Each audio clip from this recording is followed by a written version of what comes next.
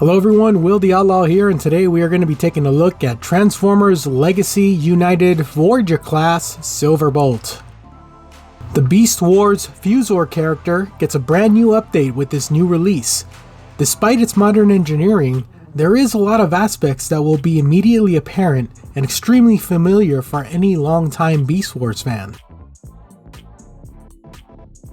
Looking at the figure itself, and there is no mistaking this for anyone else other than Silverbolt.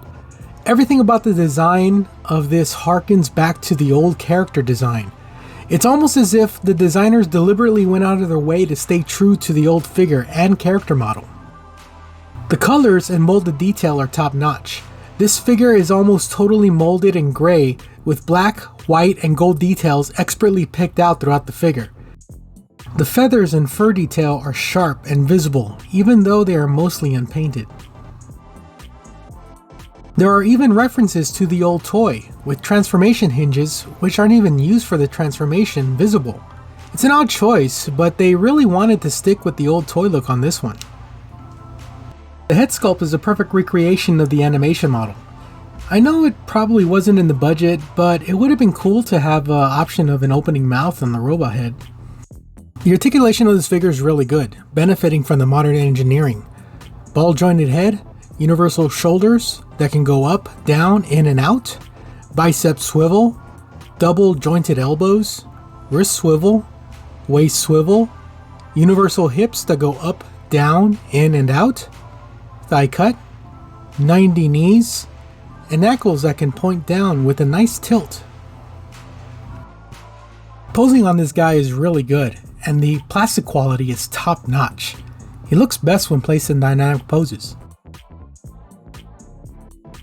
In terms of accessories, he only comes with his feather blades. They are nicely detailed and can either be held or stored on his wings.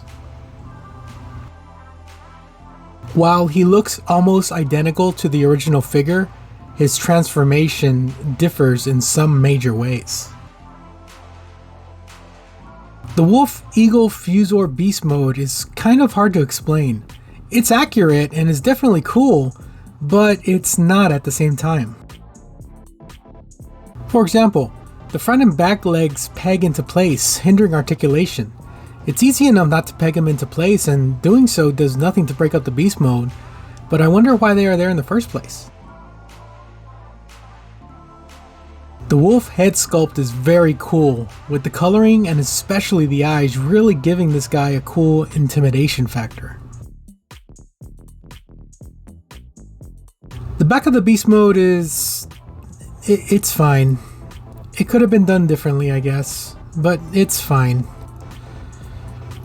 Okay, his butt looked like he's putting up his dukes and is ready to throw down. There, I said it. Unfortunately, the wings are the worst part of this mode. The wings are very loose and have a hard time holding a pose. Well, on mine at least. Even with these flaws, like the robot mode, this looks best in dynamic poses. Oh yeah, this is metal.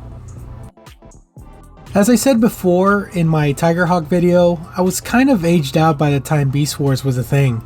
But Silverbolt was always a design I liked, and while I never had the original, I'm glad to have this guy in my collection for the first time.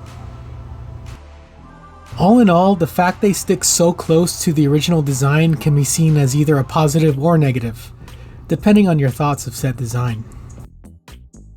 Bottom line, this figure may not be perfect, but its look and awesome design is more than enough for me to look past the small flaws this figure has. I love this thing. Well, that was my look at Transformers Legacy United Silverbolt. Like, share, subscribe, and I'll see you all soon. Laters.